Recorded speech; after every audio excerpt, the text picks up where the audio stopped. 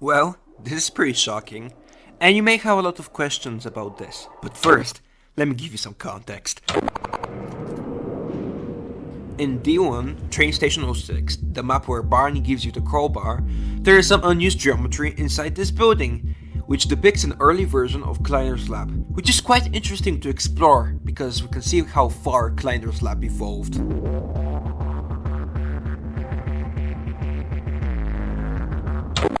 Then I realized something. Hey! These brushes look like rooms. Then I thought to myself, hey! Let's add them back to the retail map. And so I did. And yeah, that's it really.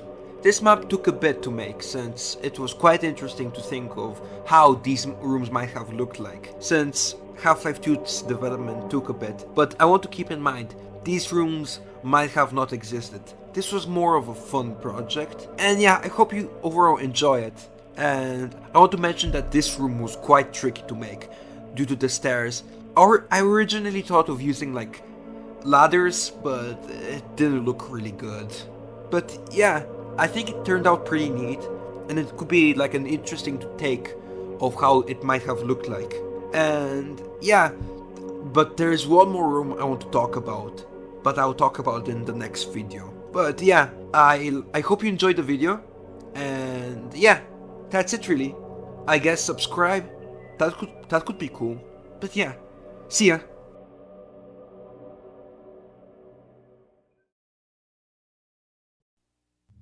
Did you know that in Kleiner's lab, there's some unused geometry inside this elevator shaft, right here? What the fuck? You probably saw it after playing Half-Life for the millionth time, just like me. Anyways, you probably wonder, what was this corridor used for? Maybe for a cut sequence where Barney escapes, maybe— oh. Bruh. Yeah, it's pretty simple actually. It's just an area that Barney walked through at some point in development. Maybe we could see it through the cameras, but we don't really know. But what's interesting is that this area was quite a new addition at the time, since the leaked map sources we have, this corridor wasn't in any of them, even the early Kleiner labs or whatever in the 2003 era, which is quite interesting since this corridor was like cut last second. But why was it cut? We don't really know. But judging from how rushed Half-Life was, it was probably due to some scripting stuff. And yeah, Half-Life 2 was not very polished, let's say.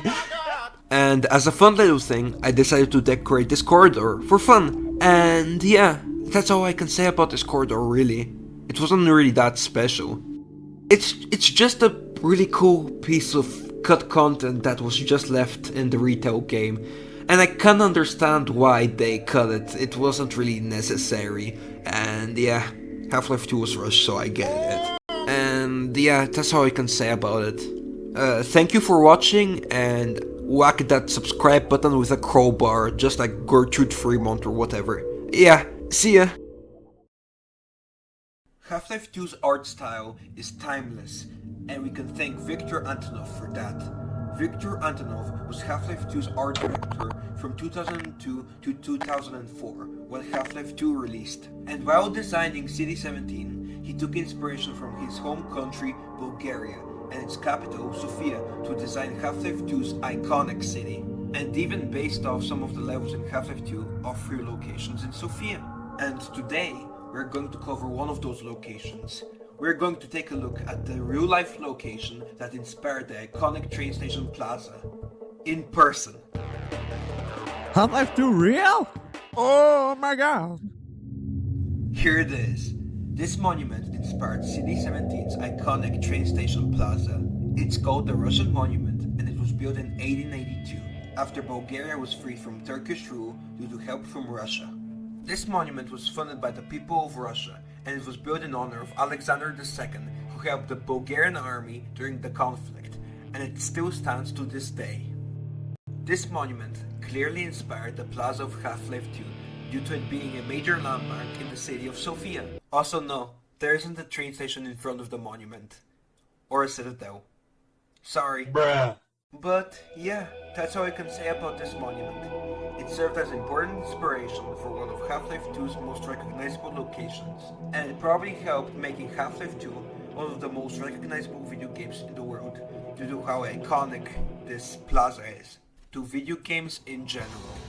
And before you go, I wanted to thank you for watching this video. It really does mean the world to me, and if you consider liking or subscribing to my channel, it would be much appreciated.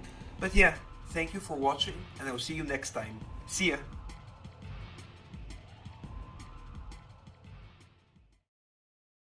Episode 1's atmosphere is phenomenal, and I feel like people don't talk about it enough.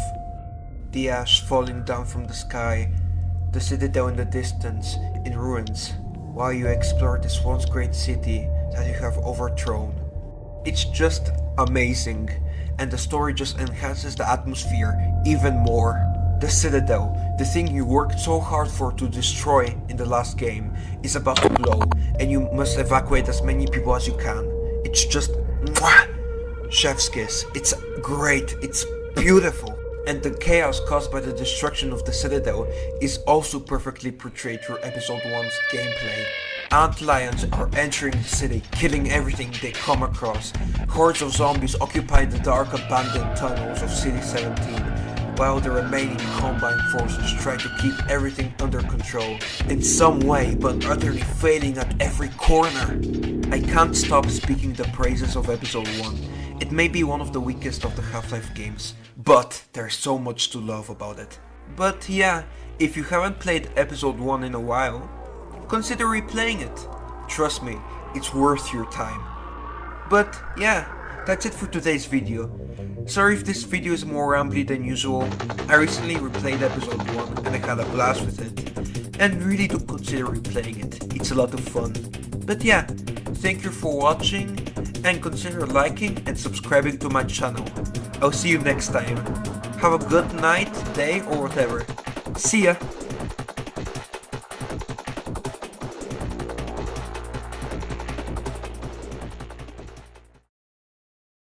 Did you know that Valve is no stranger with having weird crossovers with other companies, like the TF2 Mercs in Sonic All-Stars or GLaDOS in Poker Night 2? So it's a no-brainer that Valve's flagship series, Half-Life, would be featured in the crossover.